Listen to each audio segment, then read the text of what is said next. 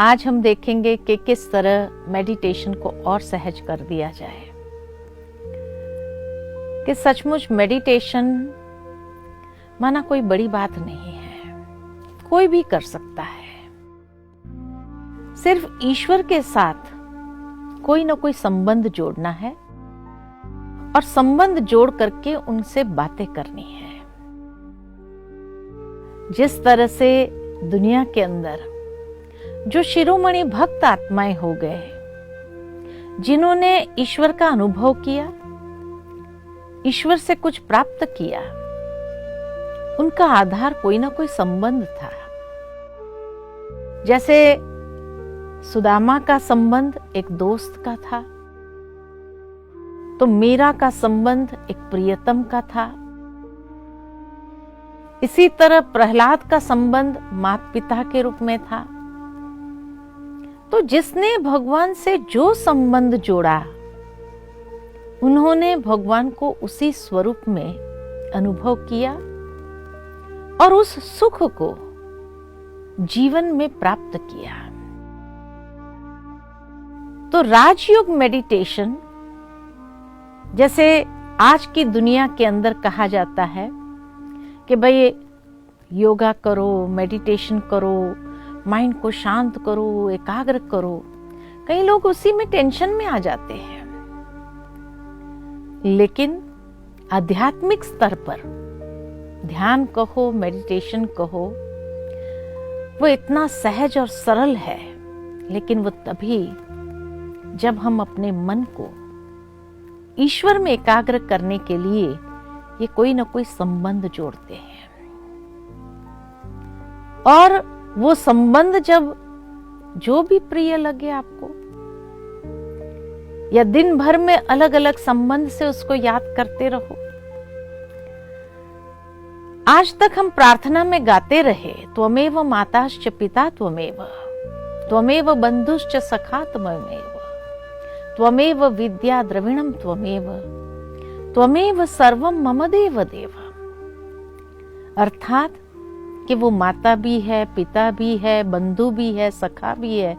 जो संबंध आप जोड़ना चाहो, संबंध का रस हम ईश्वर से ले सकते हैं और उसी में हमारा ध्यान एकाग्र हो जाता है। जैसे दुनिया के अंदर भी देखो कि मान लो किसी कन्या की या कुमार की सगाई होती है, और जैसे ही ये रिश्ता जुड़ा कि उसको कहना नहीं पड़ता है कि तुम अपने प्रियतम को याद करो प्यार से, या वो पूछते नहीं है कि अब हम अपने भविष्य साथी को कैसे याद करें, कैसे ध्यान लगाएं। नहीं, एकांत के पलों में बैठे होंगे और खो जाएंगे। कोई पास में से गुजर जाता है और उनसे अगर पूछा जाए यहां से कोई गया, तो यही कहेंगे पता नहीं, अरे आंखें खुली थी, इतना बड़ा व्यक्ति चला गया, और आप कहते पता नहीं। तो क्या कहते हैं, हमारा ध्यान नहीं था। तो ध्यान कहां था? ध्यान किसको कहा जाता है? और ध्यान करने के लिए क्या आंखें खुली चाहिए या बंद चाहिए?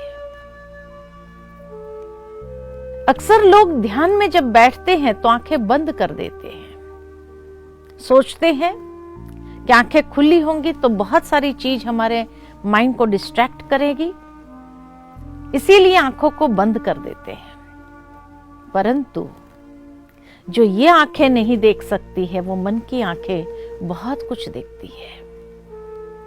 और इसीलिए ये आंखें बंद हो जाने के बाद भी वो मन सारी दुनिया में चक्कर लगा के आता है, इतनी सारी चीजें देखता है, उसके ऊपर तो हमारा ध्यान गया ही नहीं। तो खुली आंख से ही ध्यान होता है। अगर व्यक्ति की याद में इतना खो गए, मग्न हो गए कि पास में से कोई चला गया और पता न चला, खुली आंखें होते हुए भी उसी का नाम ध्यान है, उसी का नाम मेडिटेशन है। आज एक बच्चा भी जब पढ़ाई में मन एकाग्र करके पढ़ रहा होता है या कुछ अपनी नोट्स ले रहा होता है और कोई पास में से गुजर जाता है तो कहेंगे मेरा ध्यान नहीं था।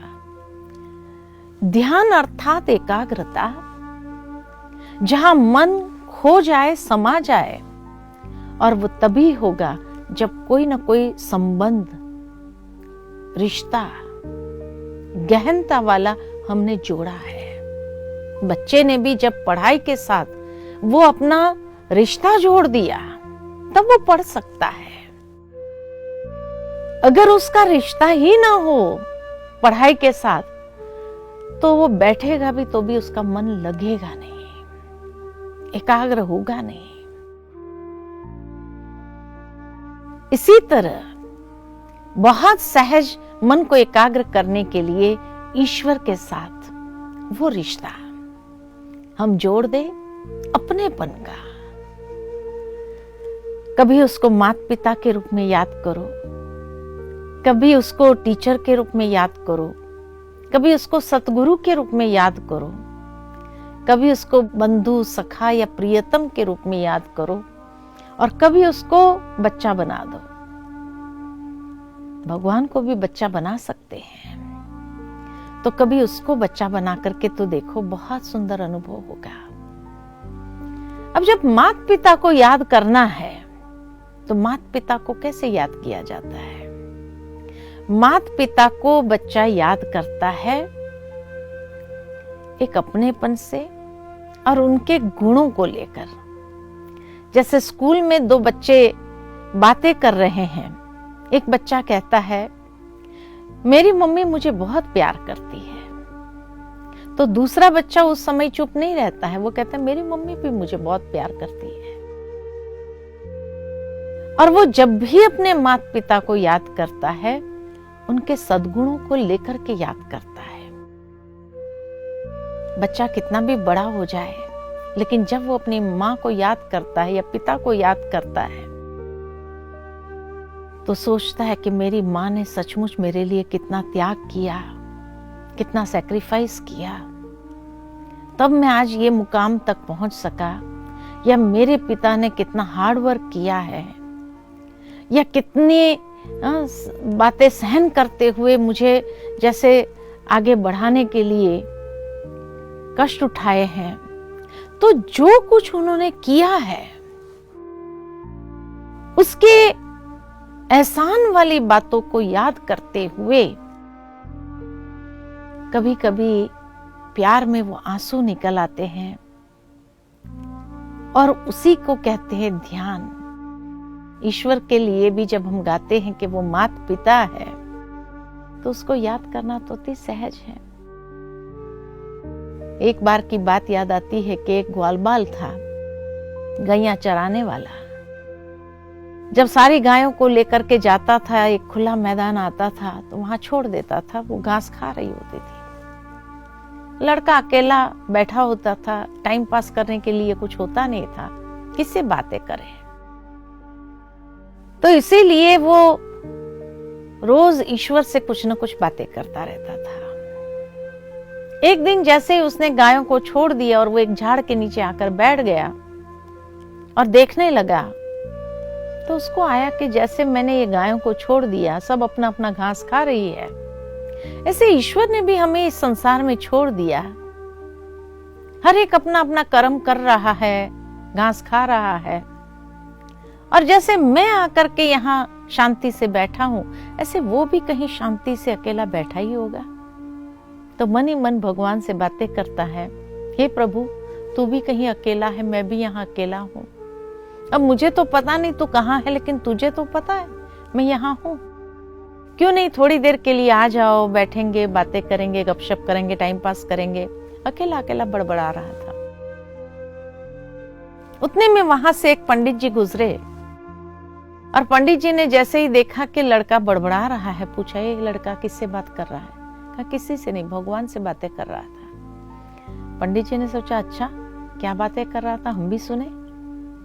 लड़के ने अपने मनोभाव व्यक्त कर दिया कि उसको कह रहा था कि तू भी कहीं अकेला होगा, मैं भी यहाँ अकेला हूँ, क्यों ना थोड़ी देर के लिए आ जाओ, बैठेंगे, बातें करेंगे, गपशप करेंगे, टाइम पास करेंगे।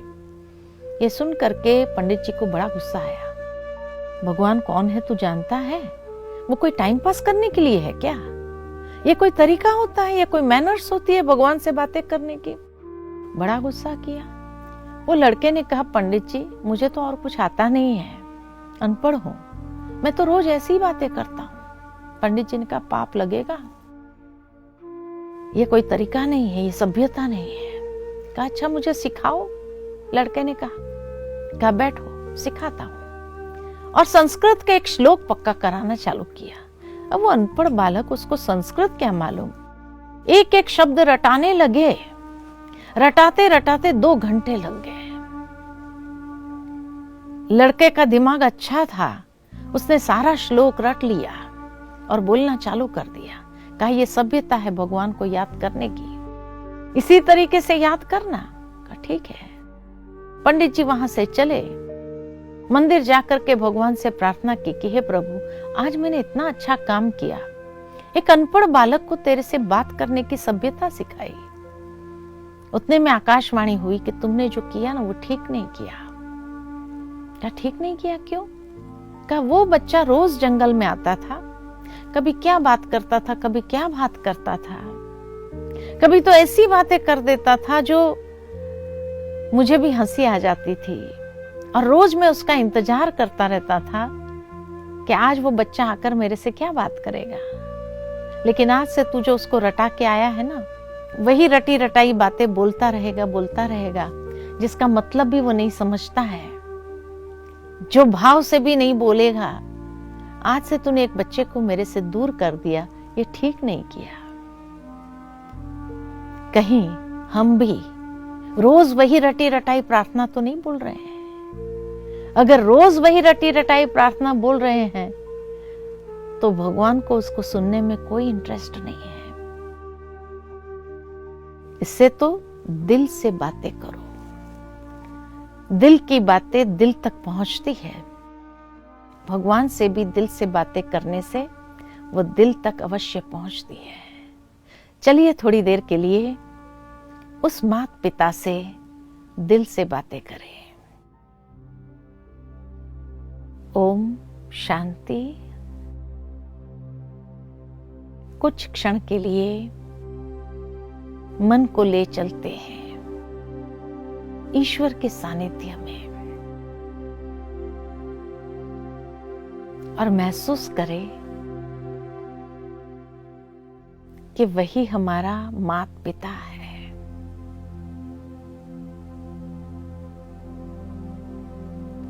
वही हमारा सर्वश्रेष्ठ पालनहार है, जिसकी पालना में हम सभी पल रहे हैं। उस माता पिता की छत्र छाया में स्वयं को महसूस करो। कितनी अमी दृष्टि है,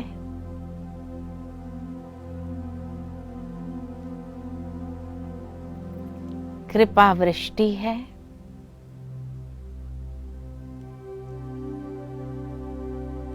उस माता पिता की, जिसका वरदानी हाथ अपने सिर पर महसूस करें।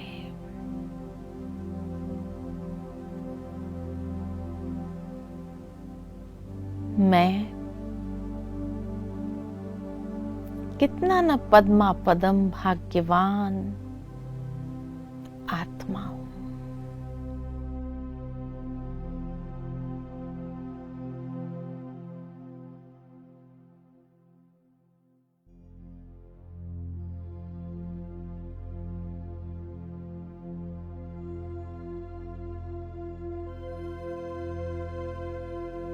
खो जाए, समा जाए उस परमात्मा की याद में।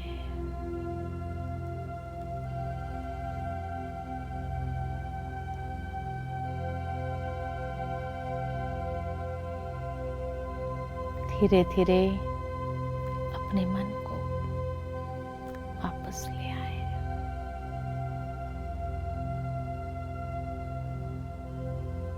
ओम शांति।